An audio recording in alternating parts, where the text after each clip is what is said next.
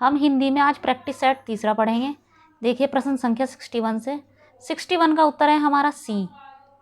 ए का है कर्म तत्पुरुष वनगमन, बी का है हमारा इसमें दूसरा करण तत्पुरुष हस्तलिखित, सी का है इसमें हमारा चौथा संप्रदान तत्पुरुष पाठशाला और डी का है हमारा इसमें तीसरा देश निकाला। तो 1 2 4 3 ये उत्तर है हमारा सी।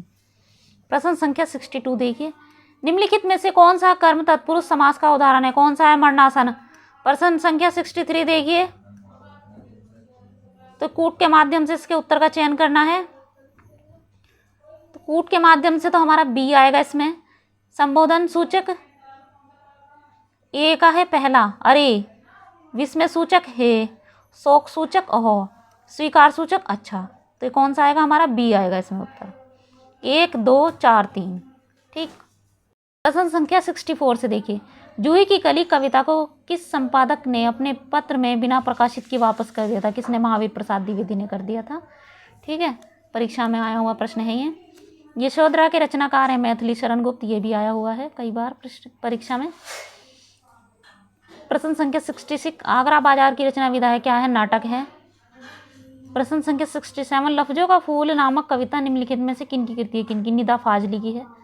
प्रश्न संख्या 68, तीसरी कसम उर्फ मारे गए गुलफाम के रचनाकार है? कौन है? फणीश्वर नाथ रेणु है। प्रश्न संख्या 69, नाट्य शास्त्र के प्रणेता है भरत मुनि। नाट्य शास्त्र के प्रणेता कौन है? भरत मुनि है। प्रश्न संख्या 70 देखिए, अष्टछाप के प्रमुख कवि नंददास किसके शिष्य थे? नंददास किसके शिष्य थे? इस तरह से भी इसको पूछा जाता है प्रश्न को।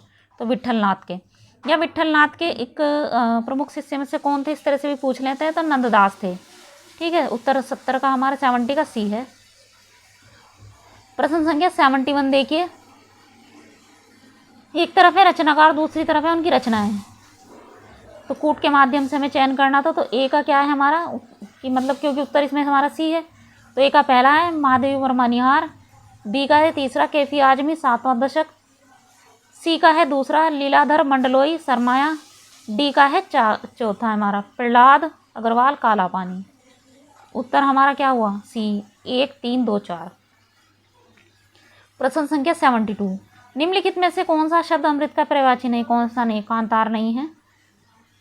प्रश्न संख्या 73, निम्नलिखित में से कौन सा शब्द अवश्य का पर्यायवाची है? कौन सा? सिंधव है। प्रश्न संख्या 74, निम्नलिखित में से लोकोक्ति चुनिए, कौन सी है? कहाँ राजा भोज, कहाँ गंगू, तेजी नहीं है, तेली होगा इसमें। ठीक है, तो ये वाली लोकोक्ति है। प्रश्न संख्या 75 देखिए, गुरदयाल सिंह द्वारा रचित क्या जानू मैं कौन निम्नलिखित में से किस विधा की रचना है? किसकी? आत्मकथा की। प्रश्न संख्या 76, राही मासूम रजा की रचना छोटे आदमी की बड़ी कहानी निम्नलिखित में से क्या है? एक जीवनी है। छोटे आदमी की बड़ी कहानी राही मासूम रजा की जो रचना है ये क्या है? जीवनी है। प्रश्न संख्या 77, निम्नलिखित में से कौन सी रचना रामधारी सिंह दिनकर की सर्वप्रथम प्रकाशित रचना थी? बारदोली विजय।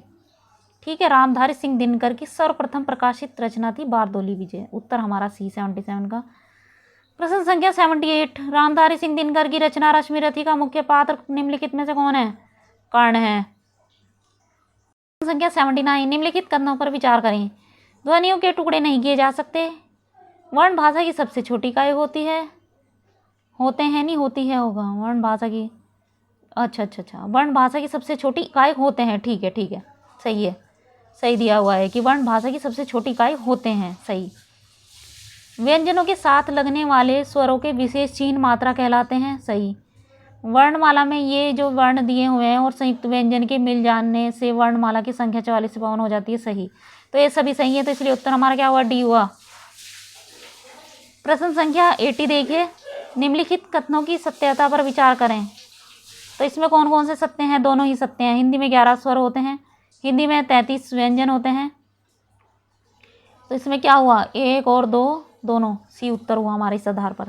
संख्या 81, जिनके विषय में बात की जाए वह वाक्य का कौन सा अंग कहलाता है? उद्देश्य। और जो इसके विषय में बात की जाएगी वह इसका विधेय कहलाएगा। ठीक है, क्योंकि वाक्य के दो अंग होते हैं, उद्देश्य और विधेय।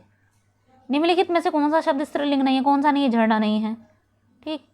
प्रश्न संख्या 83, निम्नलिखित में से कौन सा युग्म सुमेलित नहीं है? कूट के माध्यम से चयन करें। कौन सा नहीं है? केवल तीसरा नहीं है, रीतिकाल कुतुबन। बाकी सभी सुमेलित हैं। कि वीर गाथा काल विद्यापति, भक्ति काल कबीर, आधुनिक काल भारतेंदु। प्रश्न संख्या 84 देखिए, निम्नलिखित में से किस कृति के लेखक नामवर सिंह है? कौन है? दूसरी परंपरा की खोज के हैं।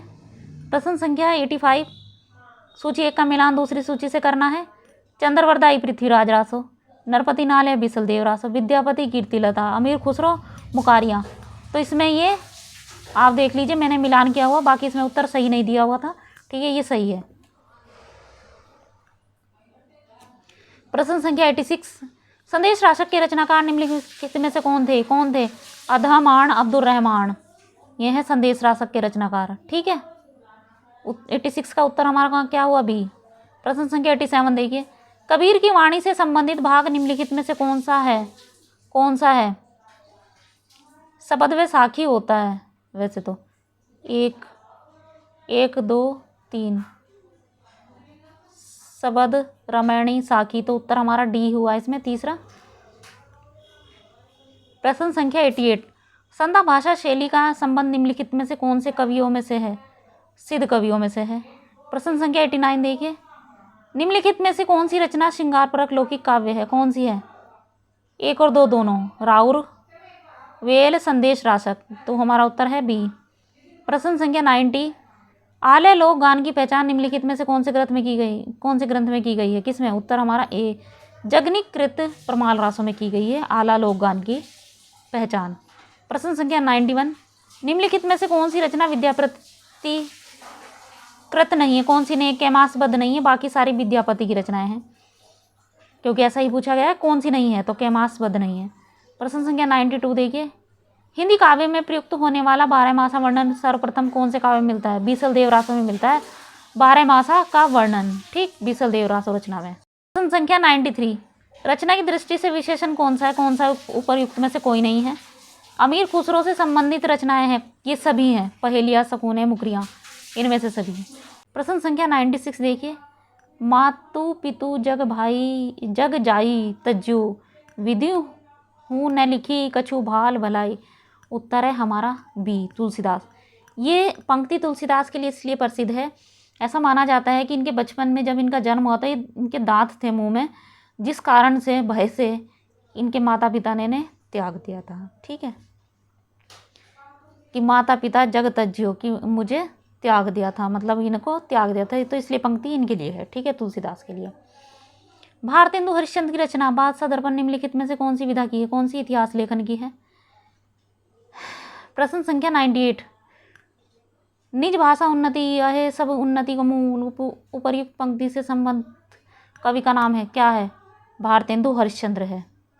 98 का है हमारा उत्तर बी। प्रश्न संख्या 99, उपन्यास सम्राट प्रेमचंद की निम्नलिखित में से कौन सी रचना पूर्ण है? कौन सी? मंगलसूत्र है, यह इनकी अंतिम रचना भी मानी जाती है, तो मंगलसूत्र प्रेमचंद की अपूर्ण रचना है। ठीक है, प्रश्न संख्या 100 देखिए, प्रेमचंद की रचना शतरंज के खिलाड़ी निम्नलिखित में से है, क्या है? ऐतिहासिक कहानी है। ठीक है।